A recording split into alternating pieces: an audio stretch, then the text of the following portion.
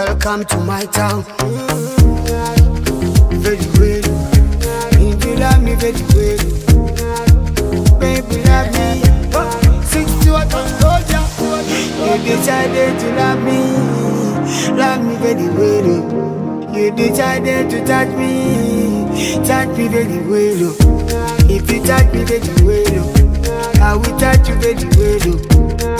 Touch me very well. I will touch you very well. I'm a bit afraid. Why can't it rain? Can you be mine? Love me very well. Yeah. Very well. Ye Sundowner yaffe eyokusatu bwete bwe yatambula yakola ebyafaayo nga bwe mulabye buli omu yali agamba very well, buli kimu kiri very well, buli kintu kiri bulungi nnyo. Very well.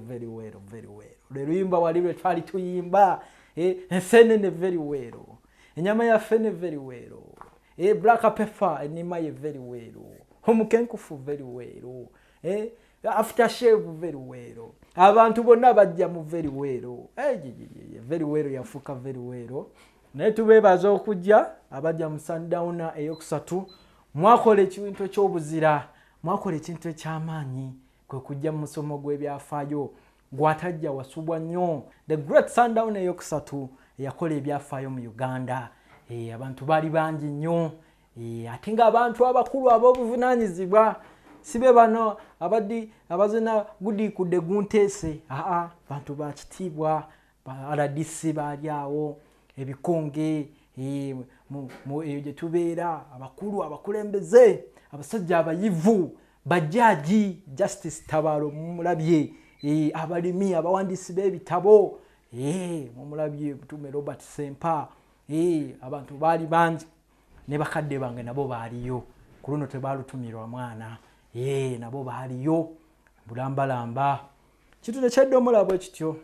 Tubeebaza abajja mu Sundowner eyokusatu. Kati paka mwaka gujja mu Sundowner eyokuna, nkugamba nti atosubwanga Sundowner gye bayita kiggula luggi. Etwoza obwongo bwe tuti ate ne tusika eriyo.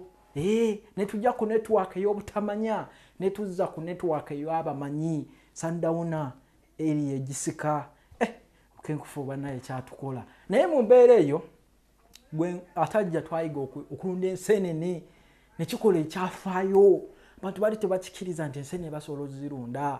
Abalimi b'ennaanansi ne bayiga okugattako omutindo ne bakolamu vinegar.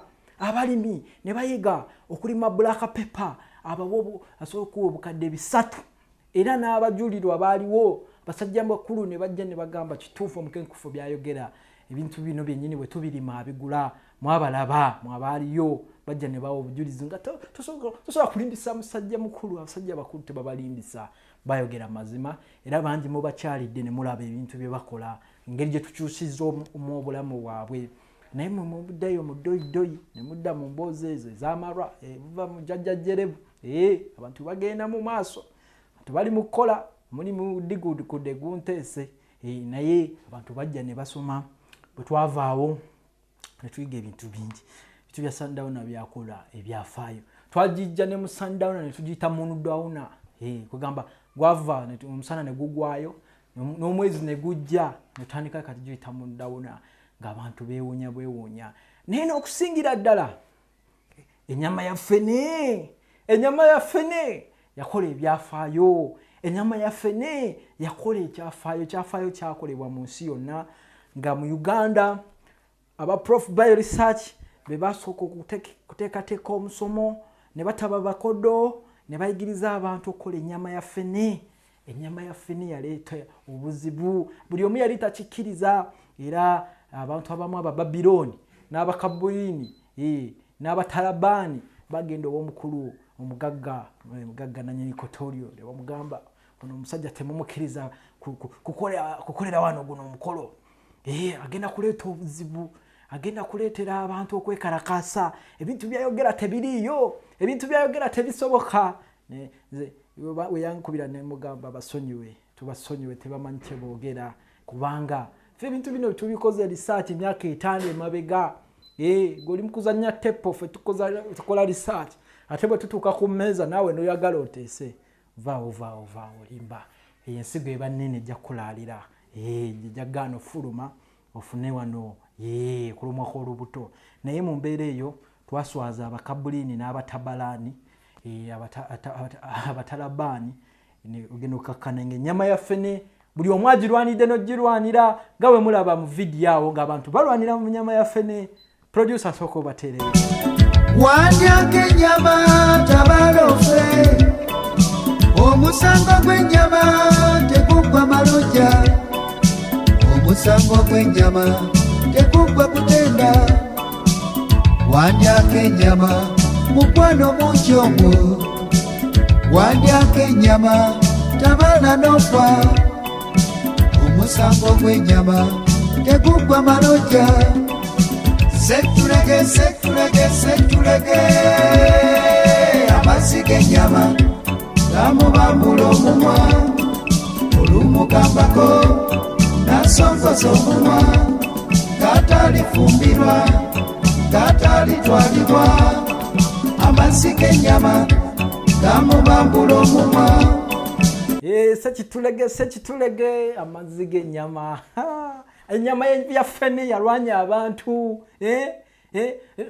katono kulangira bannaabwe emu yansanyuse ennyama yagwa wansi n'alwana n'agirondawo ne bagisamba n'agirondawo ennyama ya ffene gwe tuzagana kusaaga yalwanya abantu naye nga yakola ebyafaayo bantu bayiga okukola ennyama ya ffene mu Great Sundown ene wedde somo gwali gw'amaanyi ensi eno yandibadde nambulukufu bulungi nnyo nga tuli straight ne tuve wakuleekaana eri ku Lwesalaama ne tugendako wali ekiwaatule we bayita nsimbi ziwoome ensi eno yanditunyumidde nga ffenna tukwata kkubo limu erya nsimbi ziwoome naye basinga tukwata kkubo eryo erya wakuleekaana kyobulaba tuleekaana nnyo naye ebiseera bituuse Uganda eterere kubanga amazzi g'ennyama ennyama ya ffene yatabula abantu naye ng'ekisingira ddala okuba ekikulu twakola ekyafaayo kabe mu China kabe mu Ngereza takikolangako ekyokukola ennyama okuva mu ffene ekintu ekyo kyali kyetaaga kuwandiikibwako mu Guinness World Book of Records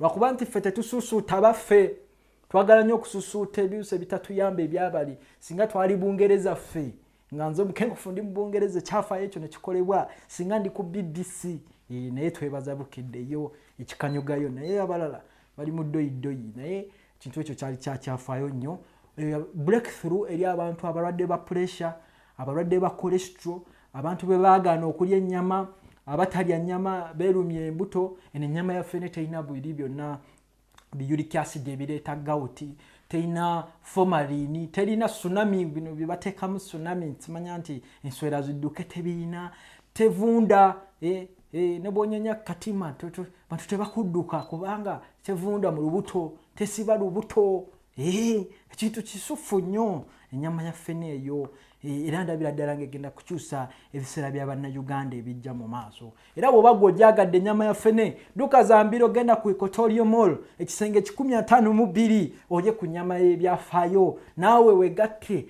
ku bantu abalidde ennyama eya ffene tabambula mumwa tayokya mumwa ate tejja kubaawula mwebale nnyo mwebalire ddala naye olwaleero era njagala twogere ku kintu ekirala ekyaliyo mu Great Sundown nga ge masanda ga payini abalimi ba payini nabo bakiraba bulungi nnyo nti payini asobola okukola ki okubayamba okuva mu bwavu nga tetulinze giri emyaka 20 wabula nga tukozesezza gino emyaka egisoose tulabe nga tusobola okufunamu akasente nga tulembeka amasanda ga payini era nekyo kimu ke twasomesa abantu mu the Great Sundown eyaggwa omusomo ogwo ogw'ebyafaayo ogwakola ebyafaayo ebisaana n'okugenda mu Guinness World Book of Records nti Omuafrika mu Uganda ku Equatorial ng'akolera mu Prof by Research nga mukenkufu mulamba yakola ennyama ya ffene Yesu Mesiya yakola ennyama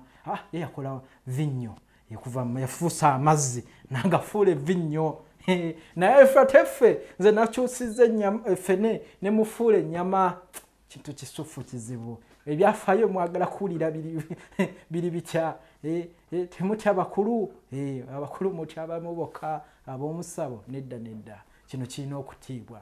Mu mbeera eyo katwogere ku masanda ga pine. Twagigiriza abantu okamula pine nga kujjamu butto nga tumujja mu masanda ga pine. Ekisooka twabayigiriza okulembeka amasanda ga pine abajja mu Sundown. Era buli omu akubuuza kali ka stimulator kaliwa? Ka stimulator kali ka stimulator nako we kali akawaliriza amasanda ago okukulukuta. Kati tumala ogazembeka tugafumbako ne tufuna entuuyo.